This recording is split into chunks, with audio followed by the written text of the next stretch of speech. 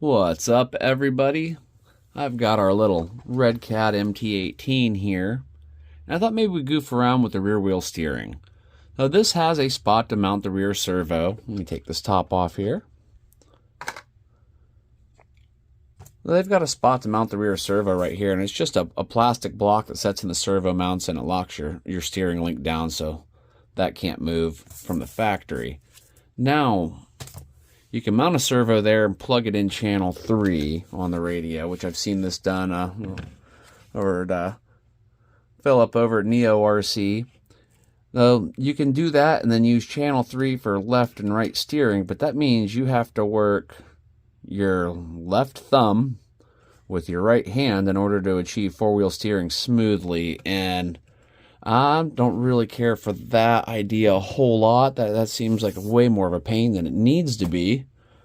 I'm going to goof around with some Y connectors, and possibly if I can't get that off, if that doesn't mount how I want it to, I can always switch out to a digital servo reverser. I've got some of those, and these ramp crab servos have been pretty good. I just bought a couple for my last 2 projects, and I've been pretty happy with how they work so far. They seem to be a pretty decent little servo, and I've got them under some heavy weight strain in some of my really heavy crawlers, and they seem to be doing just fine.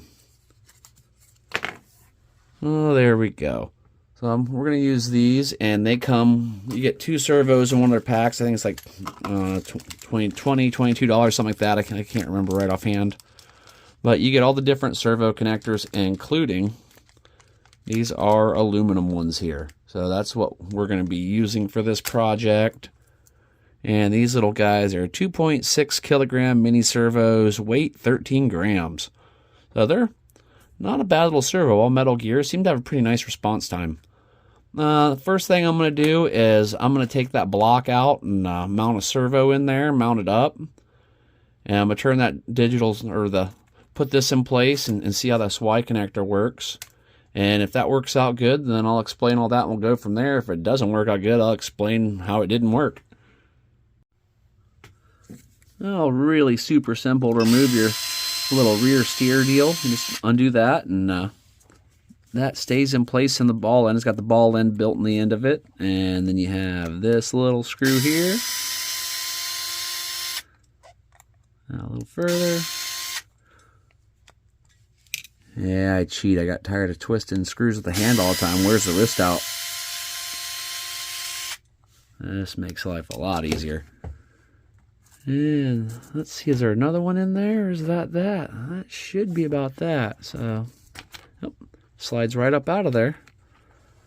Wasn't expecting it to kick up in the back there like that, but there we go. Well, there's our little servo block, and it just keeps that in place.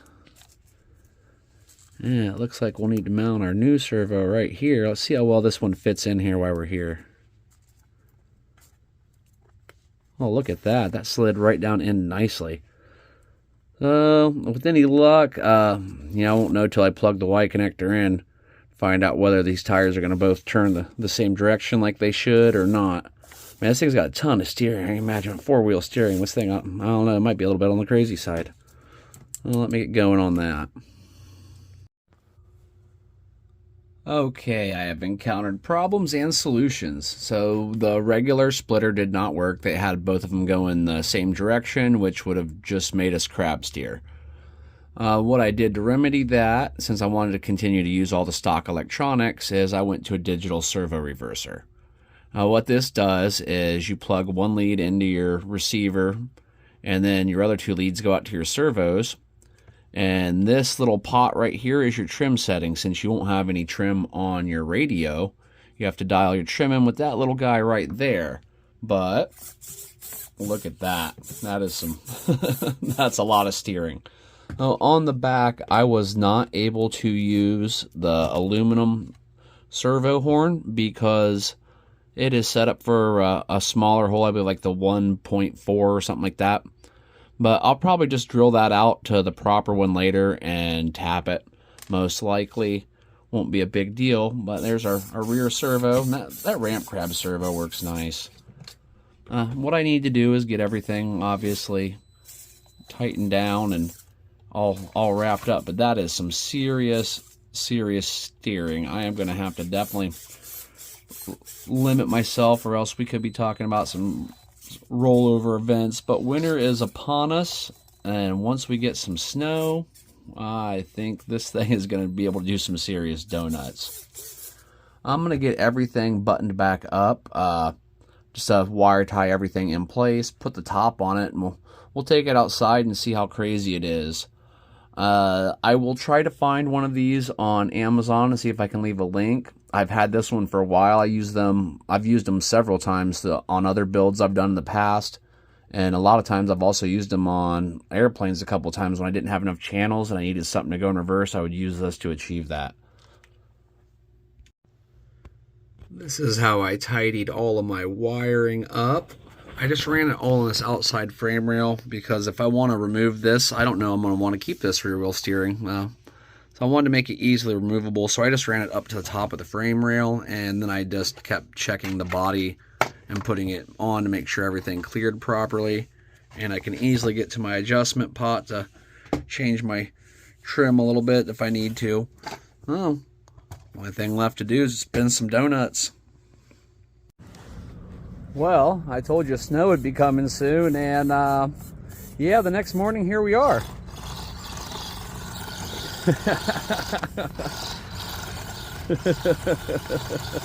That's radical.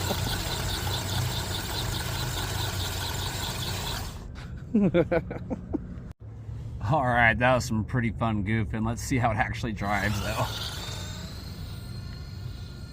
Well, I don't think it's going to be too bad.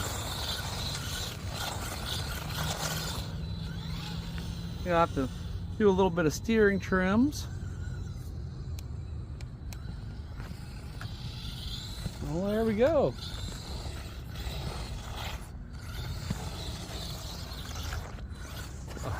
This opens a whole new world of fun. Oh, I actually flipped it. All right, everybody, I think that's going to wrap it up. Four-wheel steering achieved. And it's pretty drivable. It doesn't seem to do too bad. It's not bad at all. I thought it might steer too hard as far as, you know, just if you don't want to go around in circles, it doesn't have to. I mean, I can go up this ramp and come down normal, but it's just more fun to do a crazy pirouette. Nice to have that option, but I think it's going to end up staying on there. I'll leave a link for these ramp crab servos, and I will try to find that digital servo reverser. And yeah, you know, I'll give it a try. There's a lot of good controllability too that I wouldn't have had before. I mean, there's oh, so it's actually pretty cool how it handles now.